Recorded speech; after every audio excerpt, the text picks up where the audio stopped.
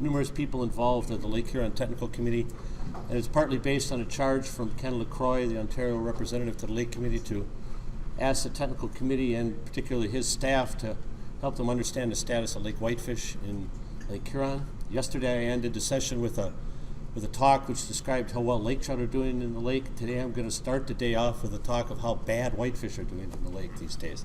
Something a lot of us would never have thought 35 years ago, but such is the nature of our jobs. Now it's not doing nothing. All right. So what I'm going to do is provide you what Adam Cottrell put this presentation together, sort of an overview of the status of whitefish, and in place of an agency by agency overview is what we had done previously. What we're doing is we're implementing a strategy that was developed by the modeling subcommittee in the 1836 waters, and that is, it was sort of a vision of mine to replicate a process, an idea that Jack Kirsty brought up years ago, and that's to use like a single numeric value to sort of describe the status of the populations or the ecosystem in a lake. And so what the modeling subcommittee does, we've developed a scoring system using very simple metrics, not as complex as the red flags, not quite as complex and extensive as the OMR does in the quota setting process, but something that simply describes the status of the populations in the lake as a communication tool to the managers. Instead of us getting up here showing you all the graphs of recruitment and biomass and mortality, which I'm going to do anyhow, but then synthesize it all together into something that describes the status pretty simply. It's basically a really easy scoring system. You either, for a particular metric, you either get a -1, a 0, or a 1. -1 is bad, 0 is stable, 1 is positive. The only things we have is for the mortality scoring system, if total mortality is below targets and might get a +1 value, but sea lamprey-induced mortality is above a target that we've defined, it would automatically get a negative value. And so what I've attempted to do in developing this system is increase the importance of sea lamprey-induced mortality on a species other than lake trout. And for this instance, we do model sea lamprey-induced mortality on whitefish, and in some instances it's been pretty excessive and a fairly large source. So we're trying to sort of weight the importance of sea lamprey over total mortality in our scoring systems for mortality. Basically what we use is we use statistical catch at age output from the models that are being developed in the 1836 waters. Province of Ontario also has catch at age models that they're developing for lots of their management units also. So we're synthesizing all this data together. In addition, we're taking catch period of effort value from surveys. We're looking at age composition data and mean size of condition to sort of describe the status of the populations as a whole across the lake. So what I'm going to do is we're going to look at this in a management unit basis. Try not to be too complex, but essentially we're talking about northern U.S. waters in the blue here. Well, sorry for you colorblind people, and then northern Ontario waters in the main basin, which is the green area. This is 3 management units here. Central Ontario waters, basically from the south end of Manitoulin, just above the tip of the Bruce, down to Point Clark, and then southern Ontario waters, southern U.S. waters, the North Channel, northern Georgian Bay, and southern Georgian Bay. We're going to look at the basic status of the populations in each one of these management units, or aggregations of management units, actually. So every one of the graphics I'm going to show is going to be organized along this way. Upper left would be northern Michigan waters. On the same top line, Ontario northern waters and northern Georgian Bay. Middle lines are central Michigan waters, central Ontario waters. Oh, no, I was wrong. The top right is North Channel, and then central northern Georgian Bay.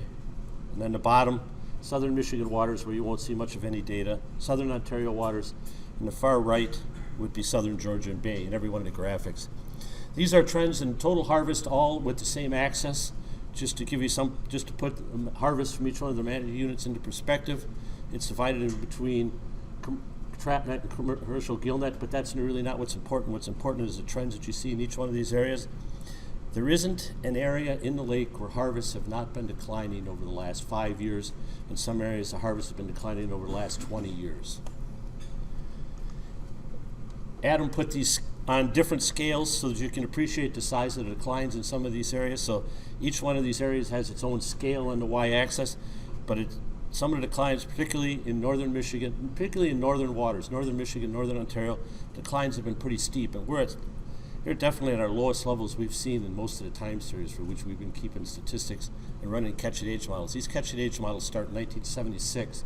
So in some of these management units, we're seeing whitefish abundance levels that are lower than they've been since the early 70s. Commercial CUE is one of the metrics for which we assign a rank. Basically what we do is we take the last 4 years of data for a particular parameter, we convert them to natural logs, we run a regression through those 4 data points, and we determine whether the regression is positive or negative. Basically what we're saying is that if the slope for a particular parameter is greater than 15%, then it gets a positive 1. If it's between positive 15 and negative 15, it gets a 0 rating. And if the slope is the slope is a negative and greater than 15% decline, it gets a -1 rating. We've also established, or Adam introduced this as a bottom-out approach, is that a parameter may be constant. You may get 0s and 1s over the time frame, but if you're at the lowest values in the entire time series, a little increase isn't really encouraging. So we call this a sort of a bottoming out. For commercial CUE, we rate both gill nets and trap nets have an equal value. They both get a value of half of the assigned score. And this is going to be like this with every one of the parameters I show you. I'll just spend a little bit of time here trying to explain it. In the other next slides, I'm just going to scream right through this basically. So for commercial CUE, just the declines in harvest that we're seeing are reflections of declines in abundance, and they're being reflected in commercial catch rates. There's not a commercial catch rate which has not declined almost over the last 10 years. Some have been declining over an even longer time period. You know, red is gill net catch rates, blue are trap net catch rates. It really doesn't matter where you look. Across every management scale that we look at, catch rates are on the decline in the commercial fishery.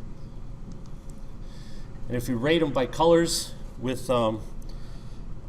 again, real red would be -2, real green would be +2. So both of these, most of the units are either, the trends in catch rates are either stable or they're declining across the management units. These colors are sort of, I don't like it a lot, but we went with it for now. Mortality rates, we do mortality a little bit different. We don't consider the last 4 years. What we do is we take the highest mortality, or highest age class with the highest mortality rate in the last year, and we average what the mortality rates were for that age class over the last 3 years. Essentially, in the 1836 waters, the target mortality rate for which we manage populations is 65%. So anything over 65%, we say fishing effort has to be decreased. Anything less than 65%, we say the fishing effort can be increased. I don't know that Ontario particularly has that target. You do have a target, Lloyd? Okay, but so here we define the targets as, less than 55%, you get a +1. Between 55 and 65, you get a 0, and greater than 65%, you get a minus. Then lamprey, if lamprey is over 0.15, essentially a sea lamprey-induced mortality rate of 0.15 is what we're saying is acceptable. This is higher than what the lake trout targets are. And remember that because the probability of a whitefish surviving an attack is a lot lower than the probability of a lake trout, the 0.15 mortality rate on whitefish is pretty significant. It has pretty high marking rates. So if you look at total mortality rates, we are seeing mortality rates in a lot of areas have been increasing of late. Particularly in northern Michigan waters are being driven by sea lamprey marking, which is the clearer bars on the upper left-hand corner. But in most management units, mortality is either right at the target rate, slightly below or above. So we're getting sort of a mixed view with mortality, but overall, it looks like mortality rates are tending to be above targets for the most part across most of our management units. So, Michigan waters were basically above targets. Parts of Ontario were below targets and other parts were above. But as a whole, we're probably a little high on mortality rates. Spawn and stock biomass. This is where things become very troubling. For people who are into population dynamics and trying to understand the dynamics of a species, what you need to really see is you need to see contrast. You need to see large levels of recruitment, small levels of recruitment, not just a bunch of average stuff to understand what the particularly fitting stock recruitment relationships. Well, we're doing that now. We're going to cover the gambit across Lake Ontario, Lake Huron, because if you look, recruitment's been declining in every one of the management units, and this is the primary driver of why we're seeing declines in commercial CUE, why we're seeing declines in spawning stock biomass, and why we're seeing declines in commercial harvest. Again, the rating, not too many, nobody gets a +1 on spawning stock biomass. And then last, recruitment. Again, huge declines in recruitment. We do see somewhat of a little increase in a couple areas. Southern Maine Basin, Central Michigan waters, Northern Michigan waters, but with catching age models, the last couple of years are always questionable in terms of their ability to project what recruitment is. They tend to be a little troublesome, so I'm not sure I believe some of the slight increases, but still, almost every management unit, we're at lowest levels of recruitment we've seen in a long time. Remember, recruitment isn't just numbers of fish that are coming into the fishery, it's the rate at which they grow into the fishery. And so the big declines in growth that we've seen is also driving these declines in recruitment. So as a whole, recruitment is basically, we got one area where it looks like recruitment is stable. This is mainly in the Saginaw Bay area. And I'm going to make one sort of insight here, and that is, if you look in the areas where whitefish are doing good in Lake Michigan, and they're doing good in Lake Huron, it's in bay areas. Green Bay, Scott Hansen will give a talk at the Lake Michigan section, State of Lake. Whitefish are doing tremendous in Green Bay. Whitefish in Saginaw Bay area appear to be holding their own too. Whitefish in most parts of the Maine Basin, Lake Michigan and Huron, aren't doing so well. So maybe it's the areas where there's still a fair amount of high productivity that the whitefish are able to maintain some levels of more consistent recruitment. Commercial CUE, these are for data from Ontario Ministry of Natural Resources for their surveys in the central and southern Maine Basin and southern Georgian Bay. There's no positive trend here. Notice the lower right panel, this is survey CPUE in southern Georgian Bay. Basically almost non-existent recruitment over the last 5 to 10 years. This is just the same graphic, only blown up. This is average catch rates of undersized whitefish in the trap net fisheries in northern Michigan waters of Lake Huron that we've been doing as part of our regular routine monitoring. We go on board commercial boats to determine relative abundance of undersized fish. That's been on a decline pretty regularly, and at its lowest levels we see little bumps up lately, but nowhere near the levels of recruitment that we saw, say, in the mid-1990s, which really drove the huge estimates of harvest that we had later on. Because we're seeing declining recruitments, we're seeing increases in age structure. We're seeing fish that are upwards of 20 years old, 23, 24 years old in large parts. Mean ages are approaching 10, 12 years old. The only anomaly here is, if you look in this graph of mean age, is the North Channel, which is the upper right corner. This area, the North Channel, appears to be its own lake unto itself in terms of what's going on with whitefish. They appear to be less problematic here than just about any place else for some reason. They aren't seeing the declines in growth in the North Channel that we see in other areas at all. This is condition factor. What we're seeing is a fair amount of synchronicity in terms of both age composition and growth rates and condition factor. You can see in northern Michigan and northern Ontario waters, you're getting really similar patterns. We've seen a peak in condition and then a decline and maybe a slight recovery of late a little bit. The North Channel, again, in the upper right-hand corner, just seems to be on its own. These fish seem to be just fine by themselves, not being affected to the same degree the populations in other places of the lake are. Same thing with size and age. We see same sorts of patterns that are sort of synchronous across the basin. Not completely, but pretty similar. So in terms of the bottom line, this is the classification system that we're presenting in sort of the Lake Committee and what we're doing within the 1836 ceded waters to the TFC. We're ranking each of the management units. So the management units with the worst status in northern Michigan waters, it gets a -4. Northern Georgia Bay gets a -3. There's a few zeros, a couple other minuses. Not a great status.